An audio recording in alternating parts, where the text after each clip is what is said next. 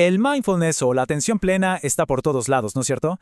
Pero, a ver, ¿y si esa versión tan popular que conocemos se estuviera perdiendo de algo de lo más importante?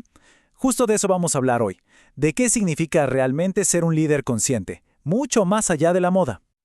Ok, para poder entender a fondo a dónde queremos llegar con esto del liderazgo consciente, primero hay que dar un paso atrás y ver el panorama completo. Y la verdad es que estamos viviendo una auténtica explosión global del mindfulness. Y no, de verdad no es para nada una exageración. Se ha vuelto un fenómeno cultural gigantesco, casi como una solución para todo en este mundo moderno tan acelerado que vivimos. Es que pensemos dónde lo vemos. Está en los programas para bajar el estrés, sirve de apoyo en tratamientos psiquiátricos, es la estrella de las iniciativas de bienestar en las empresas, y hasta la neurociencia lo está estudiando a fondo. Vamos, que ya es parte de nuestro día a día. Pero claro, aquí es donde la historia se pone interesante, porque, como pasa con cualquier gran tendencia, tanta popularidad ha levantado críticas, y ha nacido un término muy pero muy particular para describir el problema. Mindfulness, sí, así como suena.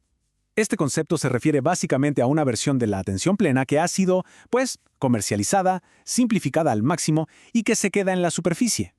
Es como el mindfulness convertido en comida rápida, fácil de consumir, pero que ha perdido toda su sustancia, todo su valor nutricional, por así decirlo. Y este contraste lo explica todo a la perfección. Por un lado tenemos el origen, el concepto de sati, que es una parte fundamental de la práctica budista. Hablamos de una conciencia directa, profunda y real de lo que está pasando aquí y ahora. Y por otro lado, ¿qué tenemos? La marca.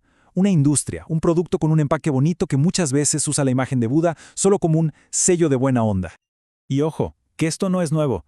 El mismísimo psicólogo Carl Jung ya nos advertía de fenómenos así. Él decía que cuando las estructuras de siempre, como la familia o la comunidad, pierden fuerza, la gente busca seguridad en movimientos masivos.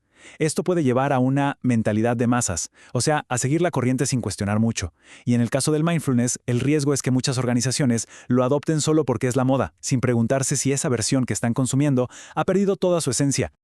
Entonces, si estamos corriendo el riesgo de seguir una tendencia vacía, ¿qué es exactamente lo que se pierde en esta versión mindfulness? Pues el análisis apunta a que es el elemento más humano y fundamental de todos, nuestra conexión con los demás. Exacto, esa es la pregunta del millón. Si el mindfulness moderno fuera una receta, ¿cuál es ese ingrediente clave que le falta, sobre todo cuando lo queremos aplicar al liderazgo? Y aquí está la respuesta, así de simple y potente.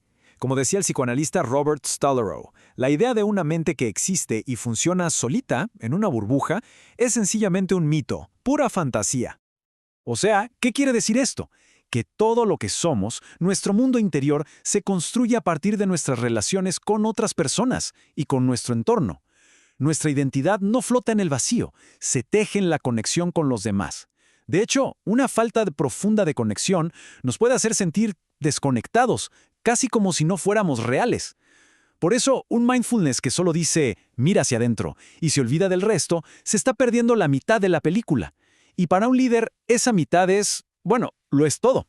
Y esto nos lleva, ahora sí, al corazón del asunto, a la diferencia vital entre un cambio que es solo superficial y una transformación de verdad. Y para entenderlo, hay una metáfora que es simplemente brillante. Imagínense esto. Un cambio superficial es como hervir agua. Necesita un estímulo de afuera, digamos el fuego de un curso de un día. Pero ¿qué pasa cuando apagas el fuego? El agua se enfría. Vuelve a su estado original. Es reversible. Ahora, piensen en hacer una tortilla, un omelette. Una vez que rompes los huevos y los mezclas, ya no hay marcha atrás, no puedes desromper los huevos. Has creado algo totalmente nuevo y permanente. Eso es transformación. Ahí está el punto clave, ¿se dan cuenta? La verdadera transformación no es solo un retoque. Implica romper con lo viejo, meter cosas nuevas y crear conexiones diferentes. Es un proceso mucho más complejo.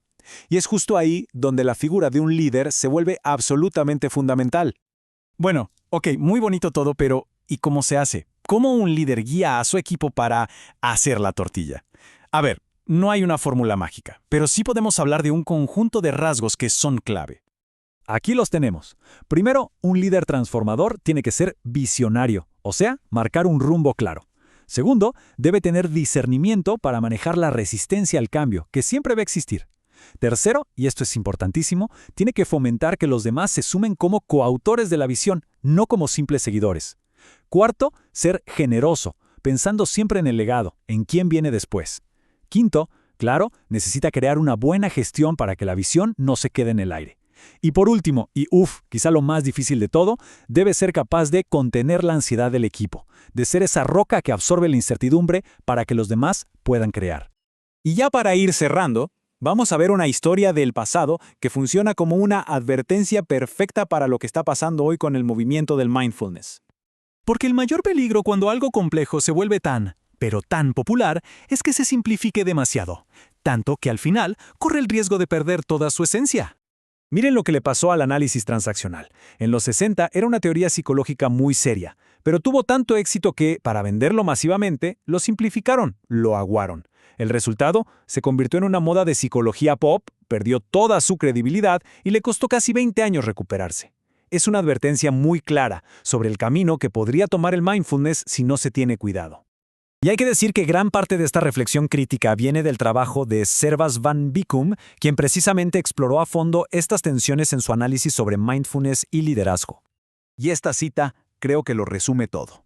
La gran esperanza es que el mindfulness no termine siendo la típica moda corporativa que genera un montón de entusiasmo al principio, para luego terminar en la desilusión de siempre. Y esto nos deja con la pregunta final flotando en el aire. ¿El mindfulness será una herramienta para una transformación genuina? ¿Una que nos conecte más con los demás? ¿O se va a quedar solo en otra moda pasajera? La respuesta, al parecer, no está en una app, sino en cómo elegimos entenderlo y, sobre todo, en cómo, como líderes, elegimos practicarlo.